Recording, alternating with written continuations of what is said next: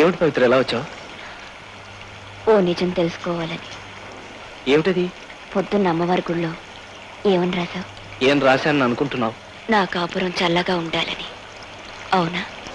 అలాంటి కోరికలు కోరే గొప్ప మనసు నాకు లేదు. అయితే నీకు నేను దక్కాలని కోరుకున్నావా? పరాయి వాడి భార్యను కోరుకునేంత హీనమైన మనసు నాది కాదు. అయితే ఆ కాగితంలో ఏమని రాశావు? నువ్వేం రాశావు నేను అదే రాశాను. అంటే చచ్చిపోవాలని రాసావా? బాధలను అనుభవిస్తూ బ్రతకడం కన్నా చచ్చి సుఖపడడం మంచిదనిపించింది. అందుకే నీ కళ్ళ ముందే చచ్చిపోవాలనుకున్నాను. అప్పుడు నువ్వు అందరిలోనూ కాకపోయినా కనీసం నీ మనసులోనైనా నా కోసం ఒక కన్నీటి బొట్టు రాలుస్తావన్న ఆశ. ఎండిపోయి నీ మనసు ఎంత ఏడ్చినా కన్నీళ్లు రావు కిష్టయ్య. నా మాట విని ఓ మంచి పిల్లని చూసి పెళ్లి చేసుకుని హాయిగా ఉంటుంది. నేనంటే అసహ్యం అని చెప్పు, నా మొహం చూపించొద్దని చెప్పు. అంతేగాని ఇంకొకళ్ళు పెళ్లి చేసుకోమని చెప్పే అధికారం నీకే ఉంది. అటువంటప్పుడు నన్ను కొట్టే అధికారం నీకెక్కడుంది? ఇంకా నీ మనసులో నేనున్నాననే నమ్మకంతోనూ అధికారంతోనూ కొట్టాను. చెప్పు పవిత్ర, నీ మనసులో నేను లేనని ఖచ్చితంగా ఒక్క మాట చెప్పు. ఈ ఊరి నుంచే కాదు, ఈ లోకం నుంచే వెళ్ళిపోతాను. చెప్పు పవిత్ర, నీ మనసులో నేను లేనా? చెప్పు పవిత్ర, చెప్పు.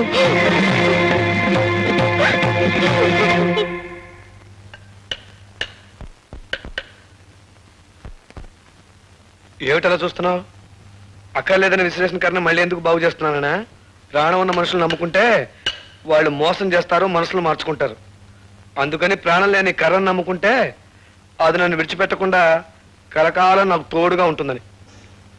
నిన్ను అనవసరంగా తొందరపడి పారేశాను, నన్ను మన్నించు.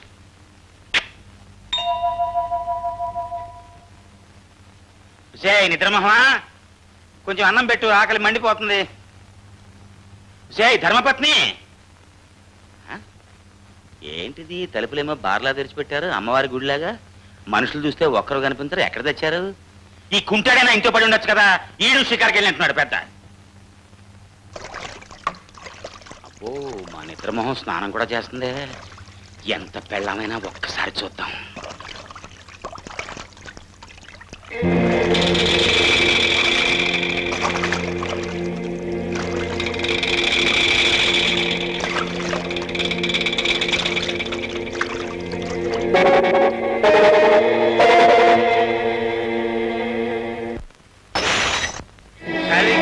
ఏడాది నుంచి ఎదురు చూస్తున్నాను ఇలాంటి అవకాశం కోసమే.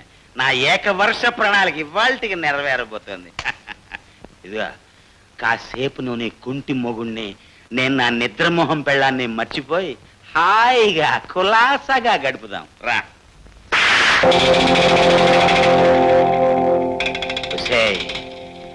నీ బాబుకి ఎదురు కట్నం ఇప్పించి నీ కుంటాడితో పెళ్లి జరిపించింది ఎందుకనుకుంటున్నావే? నాకు అందుబాటులో ఉంటావని. చూడు, నేను ఈ ఇంటికి అల్లుణ్ణి, అంటే ఈ ఇంటికే మొగుణ్ణి. ఇక్కడ నా ఇష్ట ప్రకారం జరిగి తీరాల్సిందే.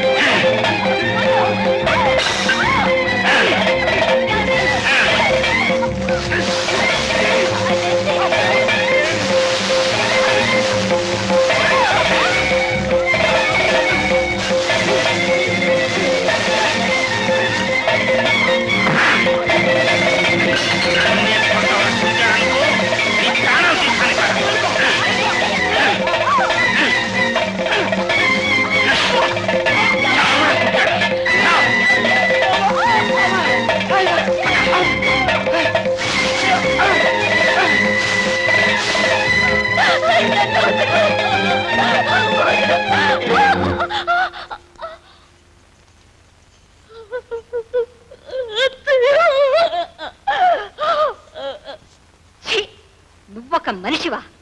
తోబుట్టు లాంటి ఆడపిల్ల మీద అక్రమం చేస్తావా? పాపానికైనా ఓ పరిధి ఉంటుంది, అన్యాయానికైనా ఓ హద్దు ఉంటుంది. అవి కూడా మర్చిపోయి పశువులాగా. దుర్గా, దుర్గా! అయ్యో, ఆయన వచ్చినట్టున్నారు.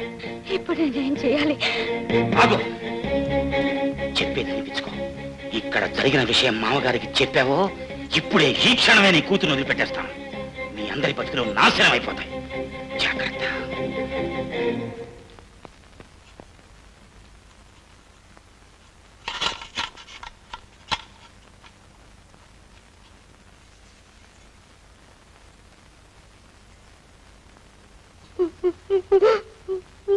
ఎందుకు ఏడుస్తున్నావు అమ్మా?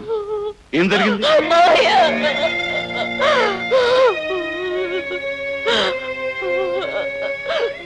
చెప్పమ్మా, ఏం జరిగిందమ్మా? ఎందుకు ఏడుస్తున్నావు? మావయ్య, అతను నన్ను నారు నీవే బగలాడి ఏదో ప్లేట్ మార్చాలని చూస్తున్నా. మావయ్య, ఏడుపు ముఖంతో చెప్పే డ్రామా డైలాగుని నమ్మకండి. భోంచేద్దామని చేద్దామని లోపలికి వస్తే అది నా చెయ్యి పట్టుకుని తన మీదకి లాక్కుంది. అబద్ధం, అంత అబద్ధం మావయ్య. అతను చెప్పే మాటలు నమ్మకండి. మావయ్య, నేను దేవుడి మీద ప్రమాణం చేసి చెప్తున్నాను. కావాలంటే గుళ్ళో దీపం కూడా ఆర్పుతాను. అవిటి వాడికి ఇచ్చి నన్ను కట్టబెట్టి నాకు ఏ సుఖం లేకుండా చేశారు. నువ్వైనా నన్ను సుఖపెట్టు అంటూ జలగలా పట్టుకుంది మావ నన్ను. అయ్యో, నువ్వు చేస్తుంది చాలా తప్పు పని. మా బావ నిన్ను దేవతలా చూసుకుంటున్నాడు. మా మామేమో నిన్ను కన్న కూతురులా చూసుకుంటున్నాడు. శుభ్రంగా తిని కూర్చోక ఇదేం పని అన్నాను. అప్పుడు తనేముందో తెలుసా? నా కడుపాకలు తీరుతోంది, బానే ఉంది, నా ఒంటాకలు తీరేదిలా కానీ సిగ్గు లజ్జ లేకుండా అడిగింది నన్ను. పోనీ నేను చెప్పే మాటల మీద నీకు నమ్మకం లేకపోతే మహాలక్ష్మి లాంటి అత్తయ్యని అడుగు మామ. మాట్లాడవేమే? ఏం జరిగిందో చెప్పు. లేదు మావయ్య, ఆవిడ అబద్ధం చెప్తుంది. నేను తనకేమి కానిదానని, నేనేమైపోయినా పర్వాలేదని ఆవిడ అబద్ధం చెప్తుంది. మీరు నమ్మకండి, మీరు నమ్మకండి.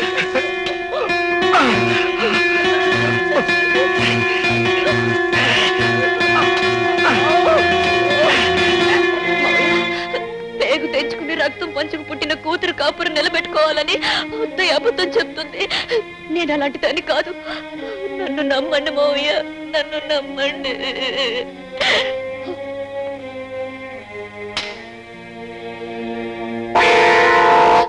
ఏమండి, ఏమండి, మీరంతా చూశారు కదా, చెప్పండి, మీరైనా జరిగిందేటో చెప్పండి. నేను తప్పు చేశానని వీళ్ళంతా అంటున్నారండి. మీరే నా మీద మచ్చపడకుండా కాపాడాలి. చెప్పండి, మాట్లాడండి. నాన్న చంద్రయ్య, ఇక్కడ జరిగిందంతా నువ్వు చూశావని ఆ అమ్మాయి చెప్తాను.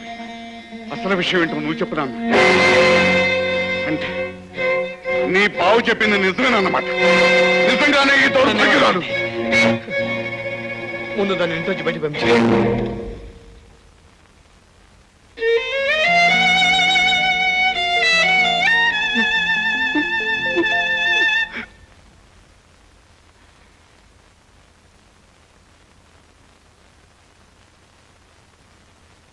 నీచురాల, పవిత్ర అని నీ పేరు విని ఎంతో పవిత్రురాలు అని మోసపోయి లేనింటి పిల్లవైన నిన్ను నా కన్న తండ్రి లాంటి కొడుకిచ్చి పెళ్లి చేసి నా తల్లిలాగా చూసుకున్నాను.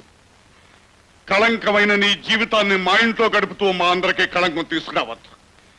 మెడబెట్టి బయటికంటే పరిస్థితి మాకు కల్పించకుండా తక్షణం ఇంట్లోంచి వెళ్తా.